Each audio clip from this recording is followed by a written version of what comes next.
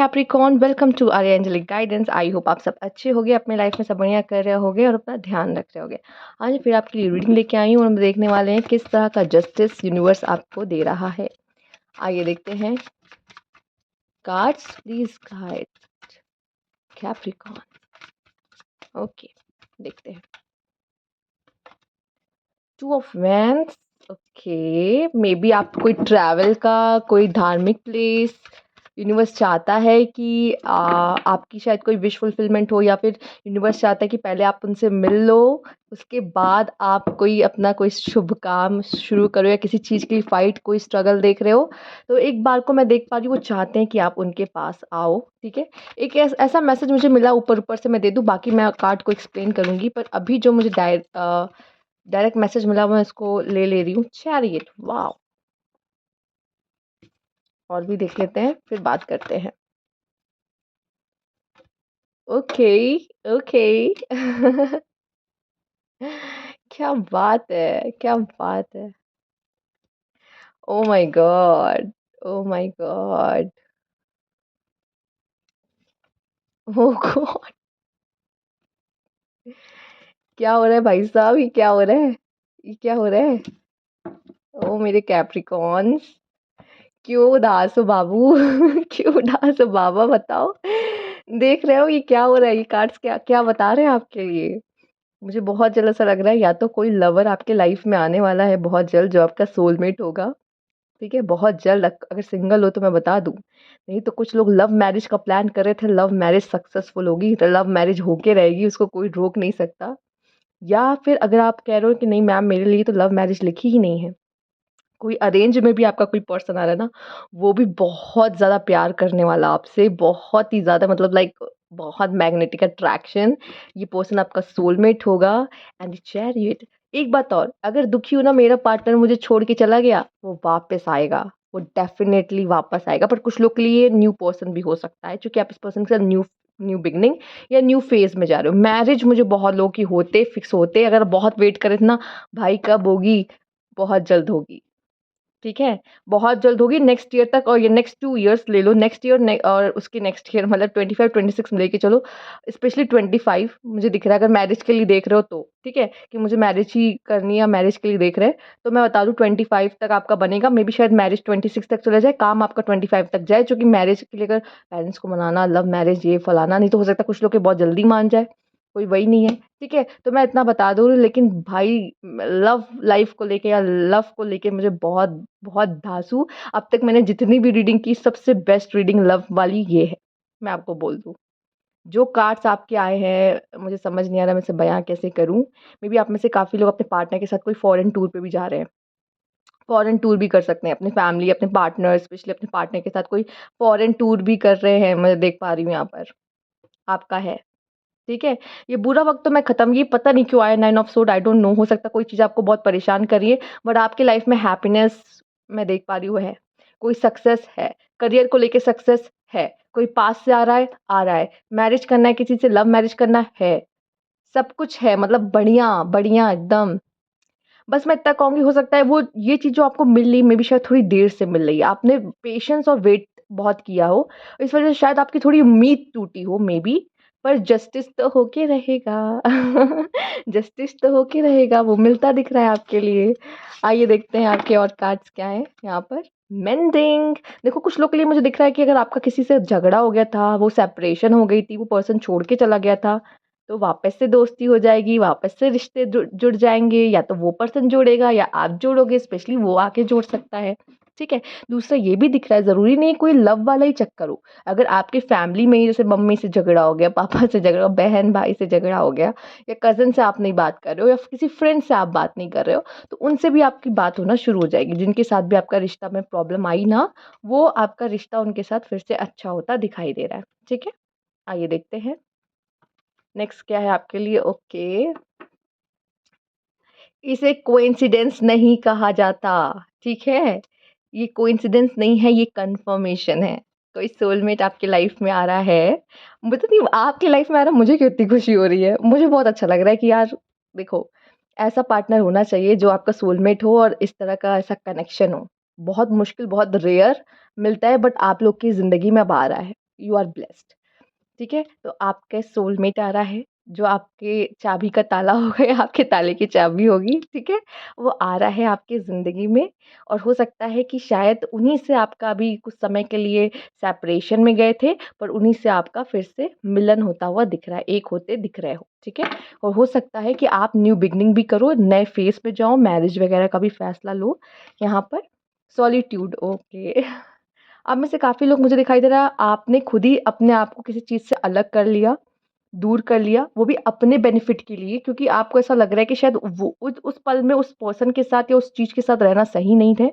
और हो सकता है आप करियर ओरिएंटेड बहुत हो और ये समय आपको जो मिला है ना मैं बताऊँ जिस समय पे आप अकेले हुए हो, अगर सेपरेशन में आप में से कुछ लोग गए हो, ये समय आपको इसलिए मिला है कि आप अपनी पर्सनल ग्रोथ पे ध्यान दे सको, अपनी ग्रोथ कर सको, ठीक है? यहाँ पिलर देख रहे हो, माउंटेन्स देख रहे हो, ये क्या है? ये आपके अंदर से आपकी स्ट्रेंथ को दिखा रहा है कि आप इतने मजबूत बन जाओ या बन गए हो, ये सॉलिट्यूड में आके, ये अकेलेपन में आके, ठीक है? और शायद कोई लेसन है जो आपको लेना ज़रूरी है इसलिए ये सेपरेशन में थे।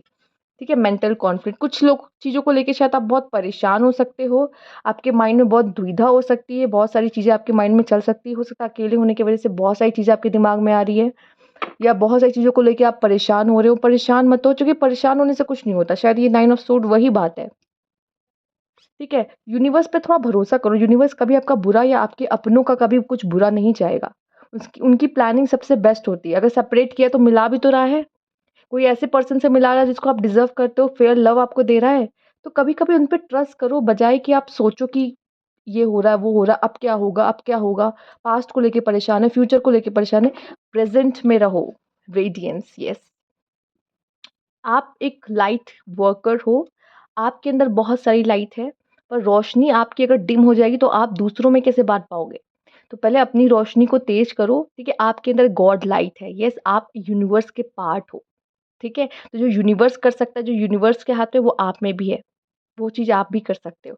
तो कहीं न कहीं अपनी जो पावर है ना, वो जो अपनी हैप्पीनेस है, अपनी खुशियाँ वो लोगों में बाँटो, ये करो प्यूरिफिकेशन। हो सकता है कुछ लोगों को आपको अपनी लाइफ़ से या कुछ चीज़ों को अपनी लाइफ़ से साफ़ करने की ज़रूरत है और मुझे नेगेटिविटी ज़्यादा दिख रही है, तो नेगेटिविटी साफ़ होते दिखाई दे रही, प्यूरिफिकेशन हो रही है। तो हो सकता है किसी को आपकी लाइफ़ से निकाला भी जा रहा हो कुछ लोगों को, क्योंकि वो शायद टॉक्सिक हैं आपके लिए। ठीक है, वो प्यूरिफिकेशन ज़रूरी पर आपको ये चीज़ परेशान कर सकती है, ऐसा क्यों हो रहा है? मेरे हिसाब से चीज़ें क्यों नहीं हो रही है?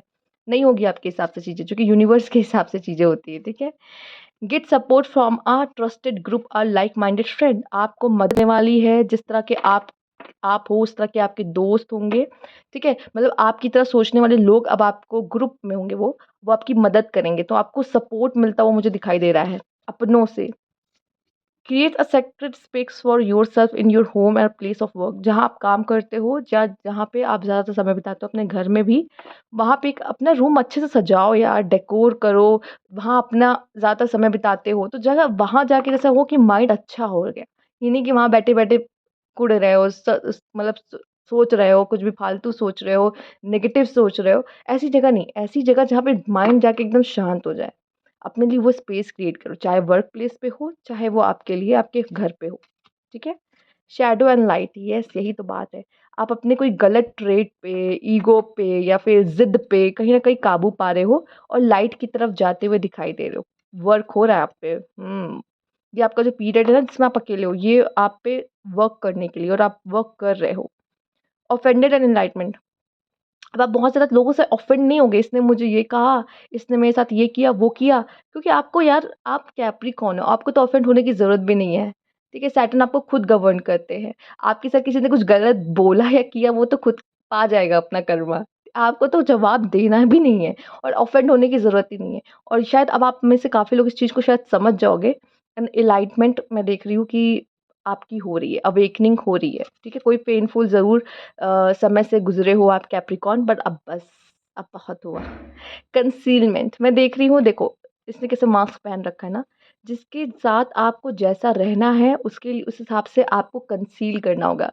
फीमेल और अच्छे से समझ रही होंगी, हम लोग कंसीलर यूज़ करते हैं, ठीक है? कंसीलर यूज़ करते हैं, छिपाना होता है ना हमें, डार्क सर्कल्स छिपाने होते हैं। तो यहाँ पे आपको या फिर कोई दाग, कोई पिंपल उसको छुपाना होता है फेस पे। तो कंसील करते हैं ना हम, तो यहाँ पे आपको सामने वालों को जैसा दिखाना है या उसके सामने जैसे बनने की ज़रूरत है, आप वैसे खुद को कंसील करोगे, वैसा मास्क पहन लोगे अपने फेस पे। और ये ज़रूरी भी है, क्यों? आप माता-पिता के सामने कुछ और हो, दोस्तों के सामने कुछ और हो, भाई-बहनों के साथ कुछ और हो। आप अलग-अलग रोल प्ले करते हो कि नहीं? अगर आप माता या पिता आप खुद हो, तो आप अपने बच्चों के साथ कुछ और हो, अपने पार्टनर के साथ कुछ और हो। तो ये हमें मास्क उस हिसाब से पहनने पड़ते हैं जिस तरह से सिचुएशन होती है। जैसे कि घर में कुछ और है, वर्क प्लेस पे कुछ और है। वही चीज़ करनी है, मास्क पहनना है, ऐसे लोग ज़रूरत के हिसाब से लोगों के सामने मास्क पहनना पड़ता है। सच जानते हुए भी उनका ऐसा दिखाना पड़ता है कि हमें तो पता ही नहीं है। क्या करें? कुछ बोलेंगे तो रिश्ते टूट जाएँगे। हमें पता है सामने वाले ने हमें धोखा दिया, पर हम क्या कर सकते हैं? ठीक है? बहुत सारी चीज़ें होती हैं। मैं तो बस एक एग्ज़ाम्पल दिया, आप उसको अपनी लाइफ़ में कैसे भी रिलेट कर सकते हो। Let go.